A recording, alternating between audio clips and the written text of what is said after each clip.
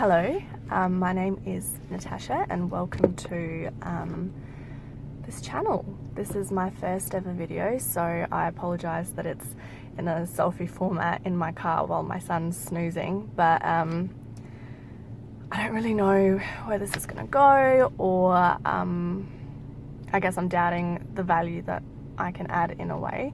So I don't want to commit to expensive camera equipment and instead just see how I go. And I figure if you're interested in what I'm saying, then it won't really matter if I've got a full face of makeup, or if I've got a beautiful backdrop, or if I have amazing video quality. So maybe those things will come if this sticks around, but here goes nothing. So I am very interested in witchcraft, in self-development, and in spirituality. So I guess what I'm trying to achieve here is bring together like a blend of all three, as well as any other topics that I feel might be pertinent or, you know, add value. So I started my journey when I was a child. I haven't had the awakening per se, where some people describe it as like being hit by a bus.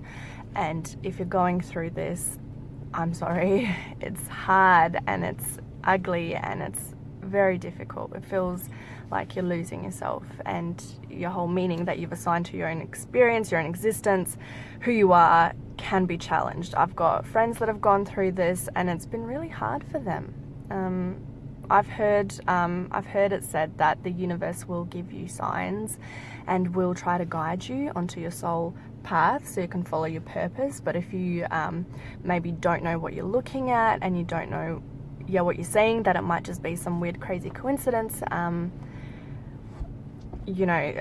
so you maybe ignore those signs, or maybe you just doubt yourself and you think, well, no, that's all too crazy, that can't possibly be it. But if you're feeling maybe a little bit like your life has plateaued and maybe there's a little bit something more, maybe you feel like you're not doing what you're supposed to be doing, I guess to me that's an indicator that maybe you've got a little bit more growth to do. I have certainly felt that way in the past, and whilst my awakening has been more of a steady drop from my childhood to now, there certainly have been times in my life where that has been felt more keenly and seems to have happened in a more accelerated manner. So it's not always been smooth sailing. Life has a way of throwing you in the deep end sometimes, whether it's through a breakup or for me most recently with the birth of my son. Motherhood certainly made me reassess myself and really look at where I'm going and what I'm doing. So I'm very grateful to that. To those of you that have a twin flame, I consider my husband to be my twin flame. That journey itself can be quite triggering for your own emotional growth and for your spiritual growth. And I've certainly noticed that my development and psychic abilities and my whole interest in this whole world has just catapulted since being with him. When I was a child, I used to see things, know things, have strange experiences, and I was blessed enough to be part of a family that didn't shame me for that and maybe didn't actively encourage it, but they shared similar beliefs, and I felt like it was fertile ground for me to be myself. But then, as you all probably know, as life goes on, you go to school and uni, you get married, you have kids, and you're on that hamster wheel of life that society says you have to be on. I feel like we just use our, is it left brains? Our conscious thinking and our, cycling through the tasks that we need to do, and our just thinking seems to take over our feeling. And I feel like we don't really give ourselves that space to let our subconscious and our soul shine through, or to even look at those parts of ourselves. I feel like I certainly suppressed those parts of myself during, my schooling years and my uni years. And it's easy to say when you have time on your hands, then you can look at this stuff, but really it's too important to ignore. I hope that maybe some of you watching this will be open to your world being expanded just a little bit, and whether if it's just allocating 10 minutes to yourself every day, maybe not even every day, hell, like even if it's 10 minutes a week or even a month, something is better than nothing. Just to sit down and really look at yourself and where you're going and where your head's at, where your soul's at. It's just so important. I think spirituality and self-development really go hand in hand, because you can do the whole like toxic positivity of, oh, just stay positive, positive, positive. And a lot of people talk about that, and, you know, even law of attraction stuff says, you know, you have to think positively, but you can't sort of, the saying fake it till you make it, you can't really do that, because it really does come from within. Even with law of attraction, you have to really feel it, like actually believe it. And for your own spiritual growth, you can't just say, oh yeah, I'm so spiritual, I'm so positive, without looking at your shadow self, without integrating that back into yourself, because then it's like you've reached this ceiling of spirituality, and then if someone looks at you wrong or triggers you, you're just like, blah, the beast comes out, and that's not very spiritual, is it? Like, I mean, you're still human, I'm still human. Like, just ask my husband, the beast comes out, still in there, I'm nowhere near, you know, enlightenment. But it's easy to be spiritual when you're living at a yoga retreat in Bali and you don't have kids screaming at you, you know, waking you up 12 times a night, this guy last night. It's easy to be spiritual when you, you know, maybe live alone, you don't have those triggers. Somebody started ringing my phone and the video cut out. Where were we? Yeah, so where you don't have those triggers, where you don't have a partner challenging you. And in our intimate relationships, that's when I feel like the most triggers happen. The people that you love the most, the people that love you the most, they're the ones that know where those buttons are.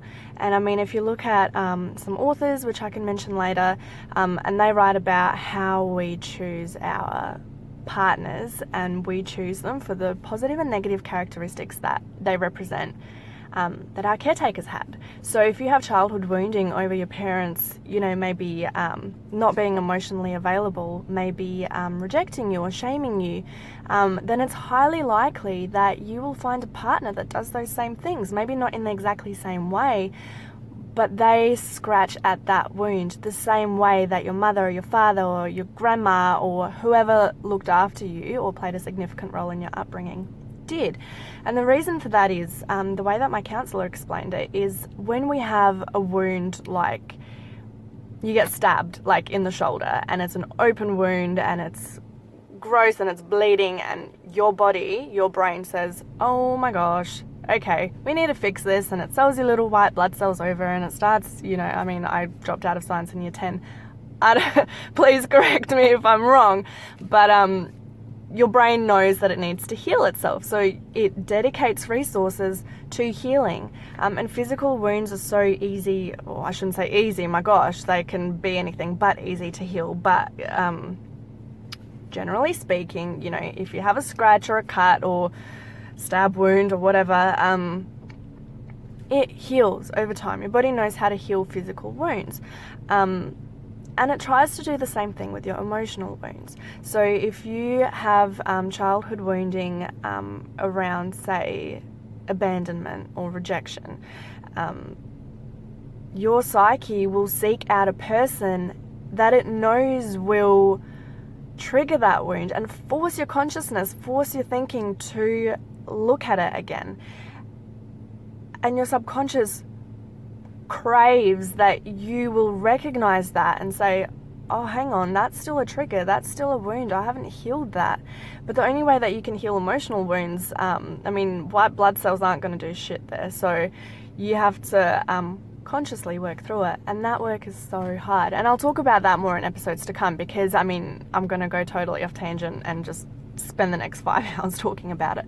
But it's so important to do the work and to go through that healing. And only when you can heal your wounds, and have any of us healed all of our wounds? I don't know. I don't want to set unrealistic expectations and say, you got to do this, otherwise you're not spiritual. Like, no, that's not what I want to say. And I'm sorry that if I come across that way. I guess I'm just trying to say that you got to try and heal yourself. And a lot of that comes through counselling. Like, I've done 5 years of counselling and counting. I've gone through 3 different counsellors. All of them were good for the stage of life that I was going through at the time. Some of them I'd see weekly, and then fortnightly, and then monthly, and then I might not go for 8 months, and then I might go for another 2 appointments. It's like going to the gym for your mind, for your emotional self. There's no shame in it, and it's disappointing that there's such a stigma around seeking help.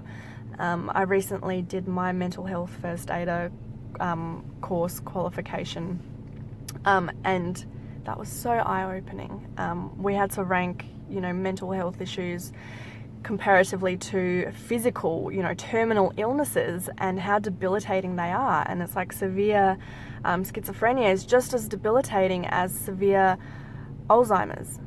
And it's like people accept Alzheimer's, but they're like, oh, schizophrenia, like just stop doing drugs. I mean, maybe not everyone thinks that, but people seem to think, depression, anxiety, just snap out of it, you'll be fine. But the reality is a lot of people aren't fine and they do need help.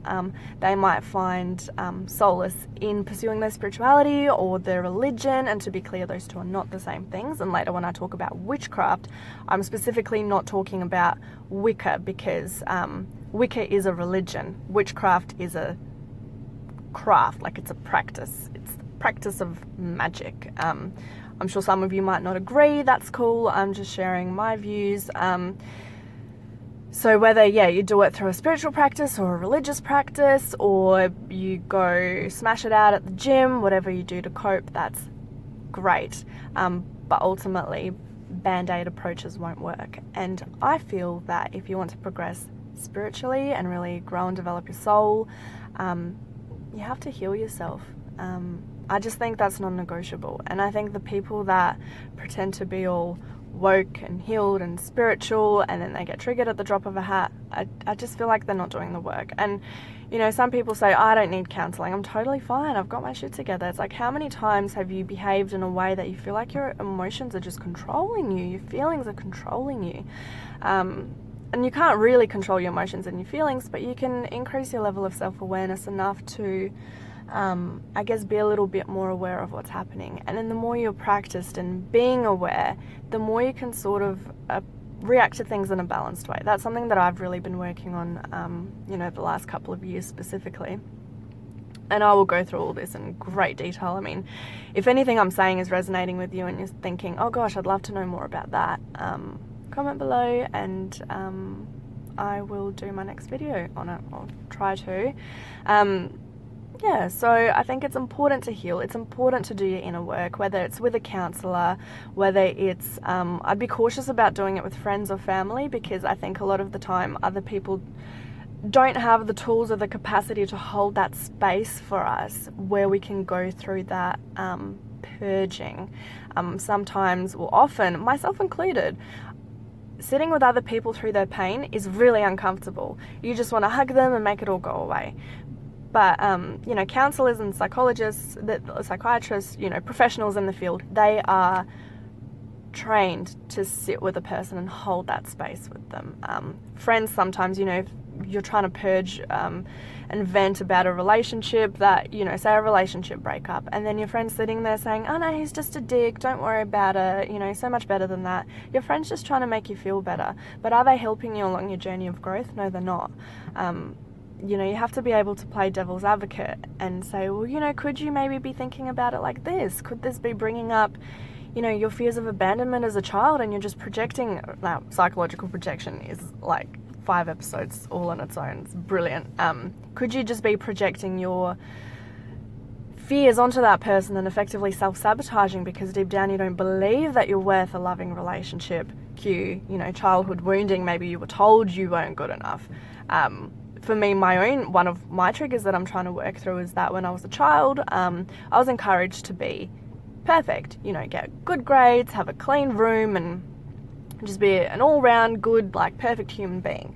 Unfortunately, I think what that sometimes teaches your children is that in order to be loved, they need to perform. And if you don't perform, you're unlovable. So you can't always perform in life. Sometimes you get sick, sometimes you get whatever, something happens. You can't always keep up this perfect appearances. So that's a wound for me, and I found a husband that triggers me in that, because he has very high expectations of himself. So he himself feels like he needs to achieve and be disciplined and be, maybe not perfect, but so I guess what I'm trying to illustrate is that we need to heal through that. Until we do, we're going to continue getting triggered in that way. So that's why I think it's imperative to, maybe if you haven't had counselling, get counselling, even if you don't think you need it. In my experience, people say they don't need it, actually need it the most. There's no shame in it. If there's stigma around it in your family or your circle, then I'm sorry for you. Like, I genuinely am, because I understand how much harder that then makes it to go down that path, because, you know, so societal pressures and peer group pressures are a real thing. You know, the heartless part of me might say, go get better friends, friends that accept you going down this path. But ultimately, if you are in a group that doesn't encourage this sort of thing, or thinks it's all woo-woo or new age bullshit, whatever, I'm sure there's plenty, well, I know there's plenty of people like that out there, then that's a shame. But, you know, maybe it doesn't, maybe you can start a meditation practice, maybe you can start a gratitude practice, maybe you can even just learn how to ground yourself. I found that to be an amazing tool to cope with my anxiety, and that can be a whole other episode, anxiety coping strategies. And disclaimer, I'm not a counsellor, I'm not qualified in any way, I'm just speaking from my personal experience with what's worked for me. And a lot of things that have worked for me in clearing my emotional blocks and working through a lot of emotional things, and there's still a list as long as my arm to go, but I've actually used my spiritual tools, and witchcraft, even shamanic journeying has been an amazing tool for me, which, by the way, putting it out there, if anyone wants to be my teacher in shamanism, I'm very open to that, because I'd love to know so much more than what I do. But what little I do know has helped me so much and has honestly turned me into a completely different person. So what I'm trying to say is it all goes together, and it all packs in together, and it all helps us paint a picture of just expanding our worldview a little bit and getting to know ourselves a little bit more, and just becoming more comfortable with who we are. Even if you think witchcraft and spirituality and shamanism and, you know, tarot cards, it's all just an expression of our subconscious and it's not real. I read a great book that said, if you feel something, it's real to you. If you have a dream about something, it might not be real, like physically real, but it's still real, maybe just on a different plane. So even if you think of it as, oh, it's placebo and it's just my subconscious, great, work with that. You don't have to believe in it as being some, you know, spirit, supernatural being, whatever. I personally do, but you don't have to.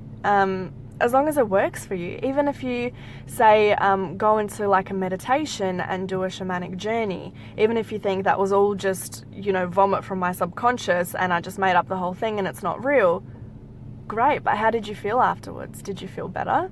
Because if you do, if you feel calmer and if you feel more at peace, more in tune with yourself, less triggered and just calmer in your soul, then it worked. So I guess you don't have to believe what I believe, but if it helps you feel better, then continue doing it. Call it whatever you want to call it.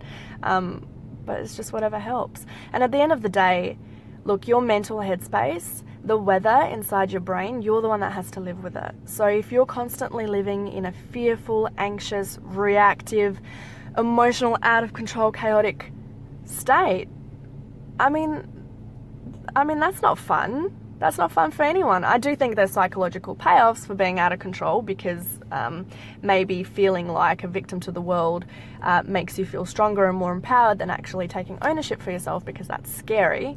More on that later. But, you know, there's psychological payoffs to every self-sabotage thing that we do, I think.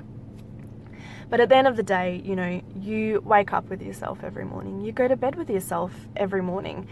You're with yourself all day. You can move to the other side of the world and you're still there. You can't run away from yourself. And if you don't like your mental weather, change it. Change how you think. Going through these practices will just, as a flow and effect, make you more positive, will make you feel calmer and more connected to yourself, more connected to each other, more connected to nature. It's just, my journey's just blown my mind, and I am so much happier with who I am, inside, outside, in my lot in life. It's just incredible. Like, it's honestly, it's so worth it. And I'll do my best to navigate this whole quagmire of information out there. Am I going to get all of it right? Probably not. Do I know everything? Hell no. I'll do my best though. So if you like what you heard, and if you'd like to hear more on specific topics rather than just like a blur of an introduction of sorts, I guess, let me know. And I'll post a video hopefully within the next week talking about one of the topics that I mentioned in this video. Okay, have a lovely day, and promise me that you'll take 10 minutes out of your week this week just to sit and connect to yourself and really check in with yourself. All right, bye.